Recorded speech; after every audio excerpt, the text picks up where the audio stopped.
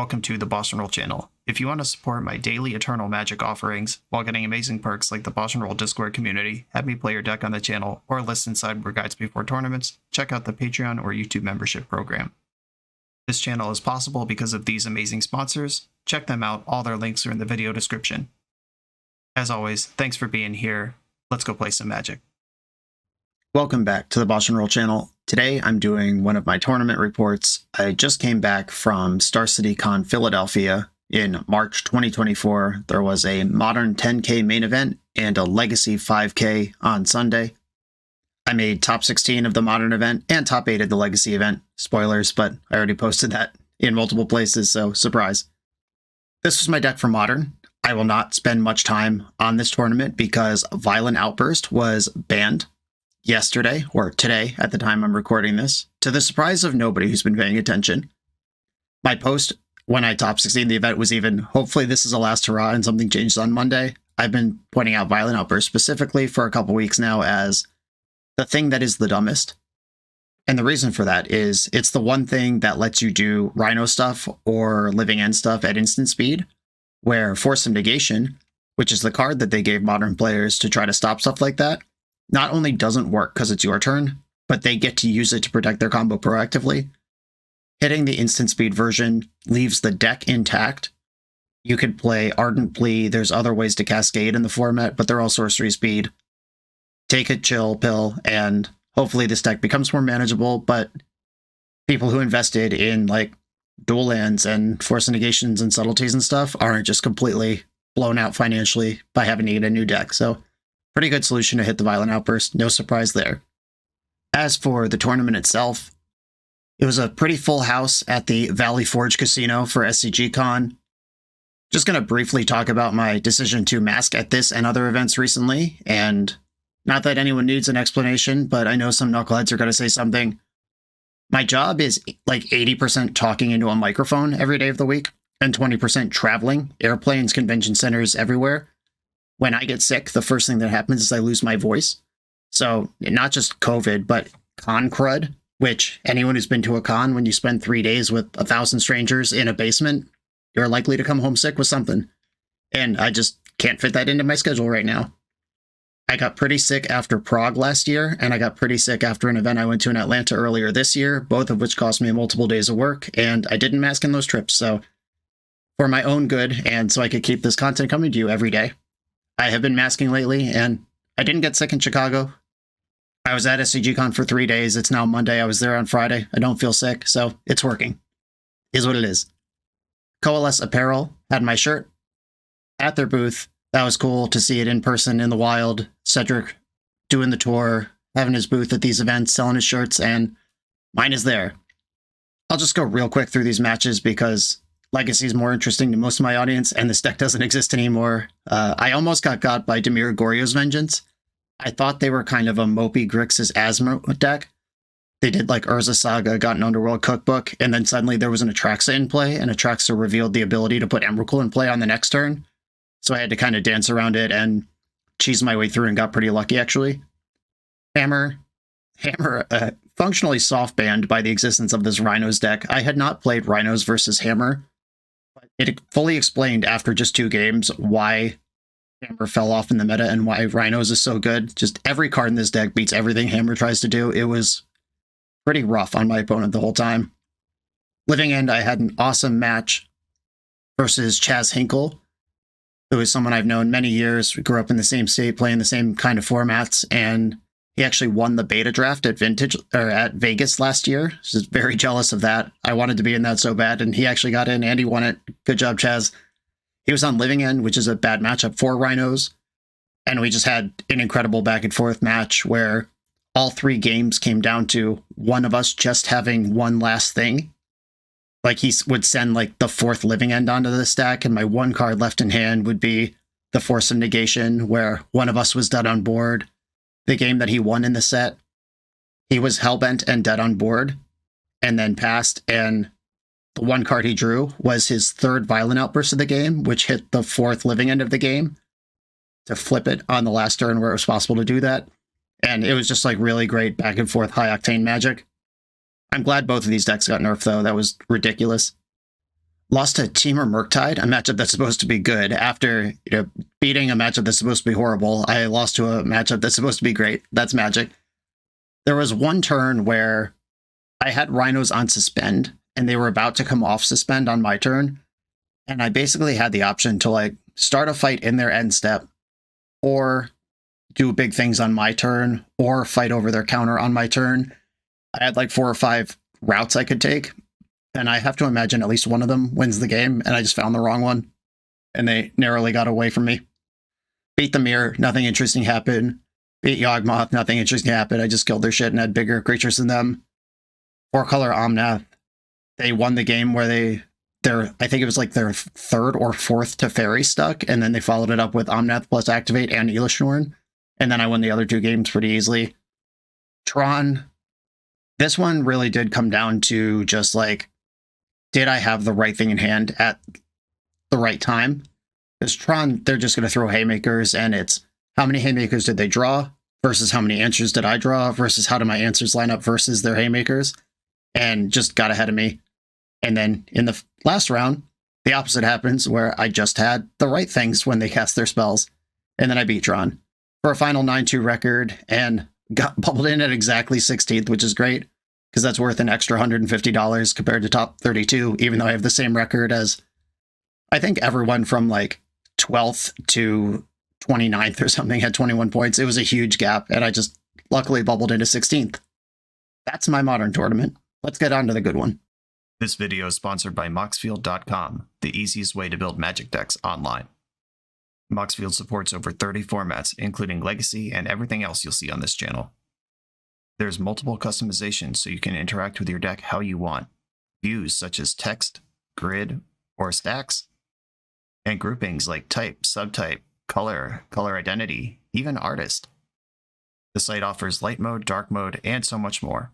However you want to see your deck, Moxfield can provide it for you. Follow my Moxfield to keep up with the channel and what I'm playing in paper. I'll see you there. As I already spoiled, I made top 8 of the Legacy event alongside Eternal Glory co-host Bryant. Good showing for the pod. Both of us who were at the event made the top 8. I played Dimir ReScaminator. This is a deck that has come up in the last few weeks. People figured out the sauce and figured out it's really good. Hybrid archetype between Dimir Scam, which is a Grief, Troll of Khazad-dûm, Orcish Bowmaster's Reanimate deck, and then it has a actual Reanimator package of 2 or 3 monsters. It varies in different decks. This list had 2. I copied this from Rich Cali, Learn to Love 66. It was in a 5-0 deck dump, and I just know he's a good deck builder, so I copied this list. I had no reps and no real thoughts about the flex slots at the time. I was just doing this because it was fun and different. I still love Sultai Beans. I'm not off that deck. It's just, I was going to be at this convention anyway, and I was going to be in this event anyway, and kind of in my state, kind of low stakes, wanted to try something different. And boy, was I surprised how good this deck actually is. I was worried on the surface because there's not actually removal spells in this deck. There's no Fatal Push, Dismember, anything like that I would normally expect to see in a Delver style deck. But then I realized just how messed up Grief Reanimate actually is at, you don't need a removal spell because everything's already gone, or the Grief clears the way for a quick Atraxa, and then your hand's so full it doesn't matter. Between Force of Will, Grief, and Daze, you just have so many ways to stop your opponent from interacting with you on turn 1, and by then, Atraxa's in play. And then the sideboard plan, you cut these 6 cards, the 4 Entombs, the 2 monsters. I was usually cutting 1 or 2 Animate Deads as well. Then you bring in Murktide, Brazen Borrower, Orcish Bowmasters, 3 Dothy Voidwalkers, and then you're just actual blue-black scam post-board. And then people are bringing in their Leyline of the Voids and Unlicensed Hearses and stuff that still affect your deck, but not in the same way. Surgical Extraction, like, they have that in their hand while they're just dying in 3-point chunks to Dothy Voidwalker. This deck gets you going in all sorts of different directions. This deck choice was kind of ironic because last week, the Eternal Glory podcast released a episode where basically our position was Legacy is really great right now. You don't have to like Bowmaster, but it is stable. There's a lot of good decks. There's a lot of options of things you can play. And I've been playing the same list of Sultai beans since late November, and it's still viable. I'm still winning tournaments with it. And that's just a nice, calm level of stability that Legacy doesn't always have lately. And we should enjoy it while we can with MH3 on the horizon. But having played this deck the past weekend, I know it's just like 10 rounds of play, and the deck is still pretty new. It really came together within the last 2 weeks. But I was concerned about the play pattern, and I don't think it's Bowmaster that's breaking it. I think it's Grief. Being able to Grief and Force of Will and Daze in a deck that it can't win on turn 2, but it can get functionally so far ahead that it might as well win on turn 2, immediately recoup any number of cards. Like, you're very happy to pitch a black card of Grief and a blue card of Force if it results in Atraxa being in play. And that's just really scary. I don't know if action needs to be taken or if I'm even pro that position, but this deck was deeply messed up, and as we'll see through my rounds, I did not do much losing with it. Here we are, back on Sunday for the Legacy 5K. Round 1. Better lucky than good, but ideally lucky and good. Round 1 opponent didn't show up. It was daylight savings time. We lost an hour. Maybe their clock didn't reset. Maybe they just decided they didn't want to play that day, but, start out 1-0 is what it is.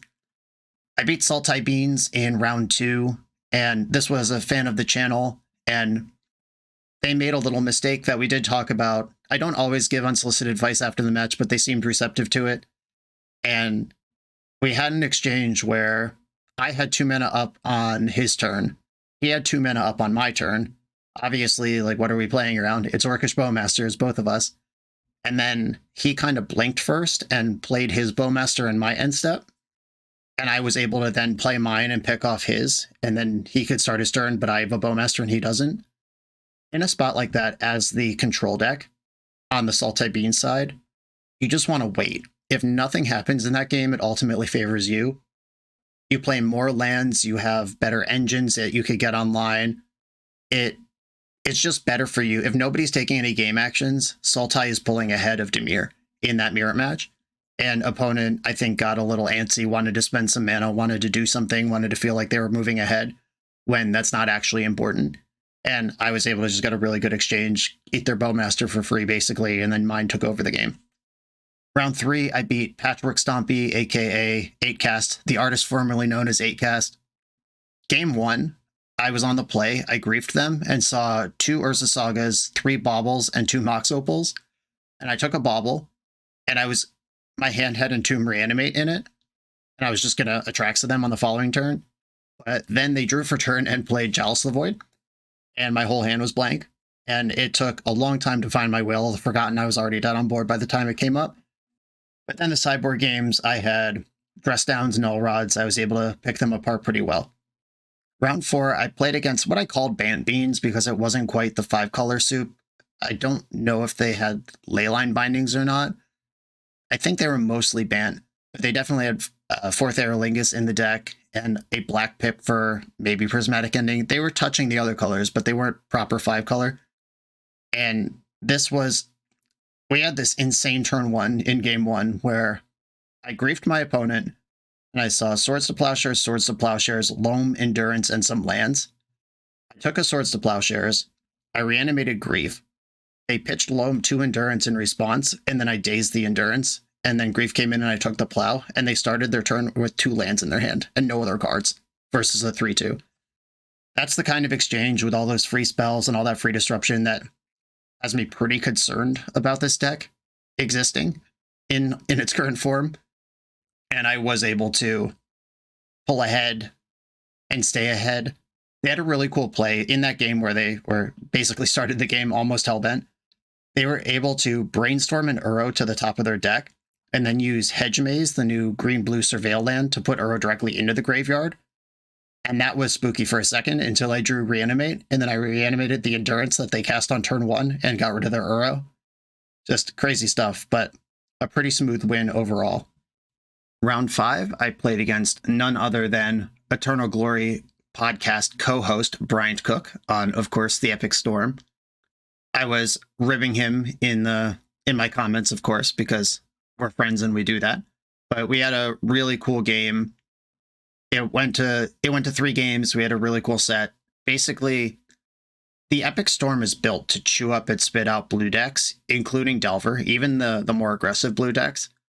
But having the eject button of Entomb Reanimate to load up with Atraxa, and then every Atraxa hit not only reduces his life total, but adds 3.5 more Storm he needs to kill me with Tendrils. Like, it starts to get out of reach on normal lines, in addition to your dead in 3 hits. That gear was insane. I had an early Atraxa in game 1. He beat me in game 2. He had a turn 1 on the play, Veil of Summer, Lion's Eye Diamond, Echo of Eons, and then was just off. There's a camera behind us here, 90s MTG, that's a YouTube channel. Go check them out. I linked them in one of my recent community posts. They recorded a lot of my matches today. Like, I feel like it was probably 5 at least of the rounds that I played. There was a 90s MTG camera on me. I don't know how fast they edit and turn those around, but if you want to see these games for real, they will be out there.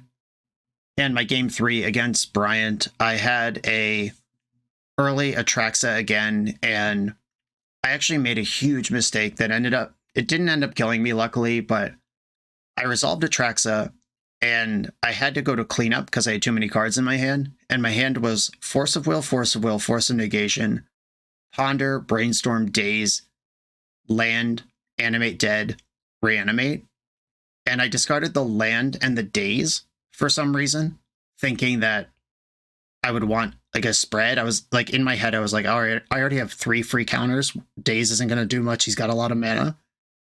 But with the Atraxa in play, the only way I lose is if he combos off. So I should have discarded the Animate Dead in the land and kept the Daze as the 3rd blue card for the 3rd Force. And that turn he did go off, and he did have 1 layer of protection, but luckily for me, not 2. But he was never going to have 3 layers of protection if I just keep that Daze in my hand to pitch to the 3rd Force. So I actually bled a little there, but luckily he only had the 1 layer of protection and I got away with it. Introducing Club GG, the mobile platform that lets you create your own poker clubs and play with your friends anywhere. Creating a club is easy. Just download the app, set up your club, and invite your friends. If you're looking for more competition, Club GG offers an optional subscription model, giving you the freedom to choose. Becoming a Club GG member unlocks access to compete for real prizes at a fixed monthly fee and no additional cost to play. Download Club GG now and join thousands of fellow poker enthusiasts. Use code BOSH for a free 7-day trial standard membership. Club GG, where the fun of poker meets the thrill of competition. Suitable for adults 18 and over. Visit us at clubgg.net. In round 6, I defeated Dimir Scam. I didn't see a Reanimator package. They might have had it, and I just won before it came up. But I don't think they had it. This opponent, and I did let them know after the match what they were doing, but I could see some of the cards they were drawing as they would draw them. Just a physical bleed. What they were doing is they would kind of have one hand. Let me try to get this on camera so it makes sense. How can I show this? They would have like their left hand waiting, and then they drew cards with their right hand and set them into the left hand. And if the hand is tilted too far one way or the other, I could just kind of make out the face of some of the cards as they drew them. And just, if you're going to draw cards like that, keep it tight, keep it flat. One of my best friends draws cards like that too, and I have prompted him many times over the years to tighten up, and he never does. So people can look, and that's not illegal. You can decide for yourself how quickly you want to let them know you can see their cards, but playing for what may or may not be a win-in of a competitive tournament, I'm fine waiting till after the match. At least they know now. But they actually scooped game 1 to a grief. I entombed in Atraxa on my first turn. They had played Underground Sea, and then I griefed them on my turn. I was going to grief them, then reanimate the Atraxa, and they just scooped to the grief to hide information, but I already had the information I needed because I saw a bunch of the cards they drew, so it was kind of a spew there, but hopefully they tighten that up. And cautionary tale to people at home, be careful how you draw your cards. Round 7 out of 8, we did the tournament math, and there were 9 people in the tournament who could still get to 20 or more points in the event. And the other EXO match, that was Tony Scapone and somebody else, they decided to play because Tony's opponent had the lowest breakers out of all the undefeateds, and they would be the one to bubble out if everything held and we drew twice. I accepted the draw with the ReScaminator mirror, and we knew that one of us would be paired against the winner of Tony's match, and that person would get to draw, and the other of us would be paired down and have to play in the next round. I just took the draw. I wanted some food, I wanted a break, and figured I'd rather have to win a pair down than win against someone else who's undefeated. And this mirror is kind of a crapshoot. Tony Scapone lost his match, and he was my final round opponent. I had 19 points, he had 18, he had to play, I could have drawn, but we played, and I did end up winning. He was on the epic gamble. There was only one really interesting thing that happened in this game, one interesting decision in this match. There was a turn where he went all in on an Echo of Eons, like had a zillion mana available, but no cards in hand, no other additional resources in the graveyard, just Echo on the stack. I had exactly 2 mana. I had Orcish Bowmaster in my hand, and my choices were Brainstorm to try to hit one of my 6 forces. It was after sideboard. I had my Force Negations in. I could Brainstorm to try to hit one of my 6 forces, or I could just play Bowmaster, deal 8 to him, and let Echo resolve. On the one hand, if I counter this Echo, he has nothing, and I just get to untap and take over. If I miss on the Force, though, I have nothing, and he gets a full fresh 7 versus my no pressure.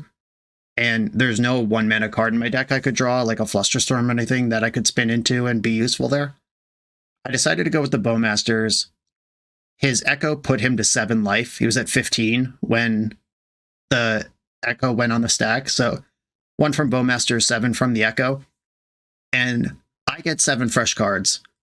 And he goes to 7, which means he can't Echo again. He actually does have to beat me with the 7 cards that come up, which matters against Epic Gamble because the deck is built to wheel a lot. I drew 1 force, but not 2 in my 7 cards off of the Echo, and he had Defense Grid plus a win that didn't need to wheel. So he did get through it, but that was an interesting decision on my end, whether you dig for the hammer or just accept the, oh, you better beat this and put it on board up front. I don't know what's right. I know what I did. I feel like that's right, and that's what I do again, but there was some decision to make there. And then because I drew and then won, I ended up being first seat. Ryan, that was Tony's opponent in the previous round, also had 22 points. My breakers were a little better. So first seed going into top 8.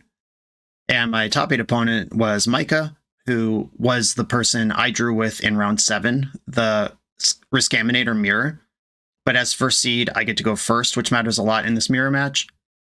And the first 2 games played out kind of as one would expect in the Scam mirror. I griefed him, tore his hand apart, and then put something huge into play in game 1. He griefed me, tore my hand apart, and then we both pivoted onto the creature plan, but he was able to get a big troll into play and then follow it with a Dothy Voidwalker. And even after board, there's not a lot of removal in these decks. So he was ahead there. And then game 3, I mulled to 5 and he kept 7. And basically, I set up a turn 2 Dothy Voidwalker that I could protect with a Daze, but he griefed my 5-card hand down to basically nothing, then dazed my Dothy Voidwalker, and I was just out of it from there. And that was my experience playing ReScaminator and Temur Rhinos at SCGCON Philly. I like SCGCons a lot.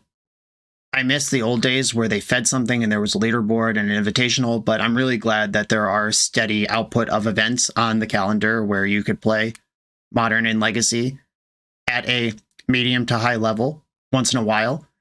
I appreciate that Star City continues running Legacy events. They don't have to. That could have been Modern and Pioneer, Standard and Modern, I don't know. But they did run Legacy, and Legacy players showed up. We had just under the 9-round cap. There's 9 rounds is, I think, 210 players, and we had like 198 or something, maybe 202. We were just under that 9-round cap, and blew the doors off the 5K, basically. SCG got their money. They made the money on the entry fees, way more than they paid out, which is great. Legacy, keep showing up, being awesome. And I'm just going to close out this report with this candid image taken by Mike Noble that just makes me really happy. This is the top tables in round 7. Tony Scapone undefeated, me undefeated. Bryant Cook has only lost to me. Tables 1, 2, and 3 in the event, with 90s MTG in the background, setting up the cameras, getting a lot of these matches recorded. This is the Legacy creators, Legacy community really showing up. It's cool when people who put themselves on the line every day to public criticism and scrutiny and all the work and stress that goes into putting out videos are also just the top 3 tables at towards the end of a tournament. Feels really good. And then 90s MTG out here collecting these matches for posterity. Legacy changes a lot. Modern Horizons 3 is coming. Maybe Bowmaster will get banned someday. Maybe Grief will be banned someday. I don't know. But for now, we have this screenshot of what Legacy looked like today, and it was a great tournament. A lot of people. Good to see everybody. Love meeting the fans and all those people who want to come and get their Ponder signed or whatever it is. And appreciate you all for coming. Appreciate Star City for running it. And that's it. Tight little weekend. I'm out of here. Remember to like, comment, subscribe. Check out the Patreon. Both of my lists for this tournament and every tournament were on that Patreon several days before the event if you wanted to know what I was up to. And that's where I'm going to leave it. See you next time.